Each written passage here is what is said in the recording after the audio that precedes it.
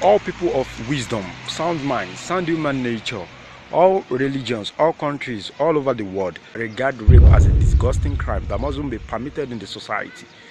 As our country, Nigeria, is not an exemption, the advocacy for seeking justice for rape victims has been all over everywhere due to the new cases that are disgusting being recorded by the government. We don't get molested because we're not dressed properly. We don't get molested because we're drinking. We get molested because someone molested us. Justice for the rape victims of Africa. Enough is enough. In contribution to this advocacy, we'll be discussing with you here in this video the Islamic point of view as far as rape is concerned, where we'll be sharing with you the ruling, the causes and the punishment of rape, all from Islamic perspective. So you want to stay tuned.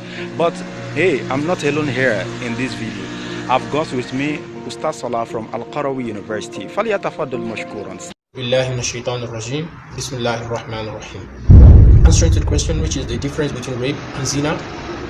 Firstly, I would like you to know that in Islam, human sexuality is governed by Allah's law. The meaning of zina itself is a legal Islamic term referring to unlawful sexual intercourse that has different branches, one of which is rape.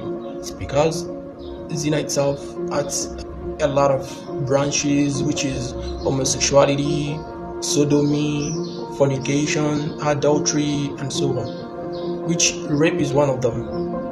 Talking about rape, it is forcible, illegal sexual intercourse by a man with a woman which is not legally married to him without her consent or free will.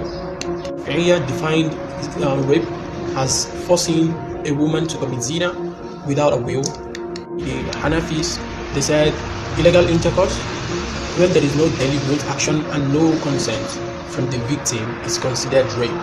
And he said rape is any kind of illegal sexual intercourse by usurpation without consent, which means rape is committing zina by force. For the causes of rape, the number one cause of rape is simply the rapist himself, for him violating the honor of a human right, taking wrongfully the right of a human without the consent of that person, is simply a problem that should be get rid of. No matter how strict a society is, no matter how many laws in place in a particular society, no matter everything, evil people must surely exist in every society, and evil people can be totally eliminated in the society. But when they try to perpetrate their evil act, then we take serious action to that act of criminality. So now, punishment for rapists.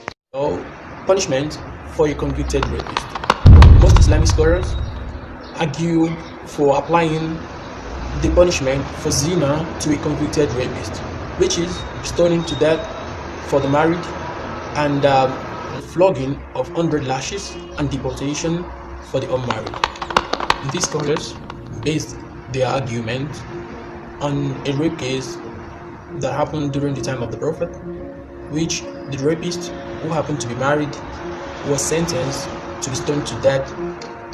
But for some scholars like Malik ibn Arabi, that have said that rape is not a subcategory of zina, but rather a separate crime on its own under hiraba, which is forcing and violating someone to take what belongs to them. To the Maliki, Shafi'i and Hanbali schools of law, the rape of a free woman is consisted to not just one but two violations: the violation of the right of Allah, which has its punishment, and the violation of human rights, which is monetary compensation. This jurist saw the free woman in her own proprietorship over her own sexuality, which is different from a female slave, in which her sexuality is owned by a master.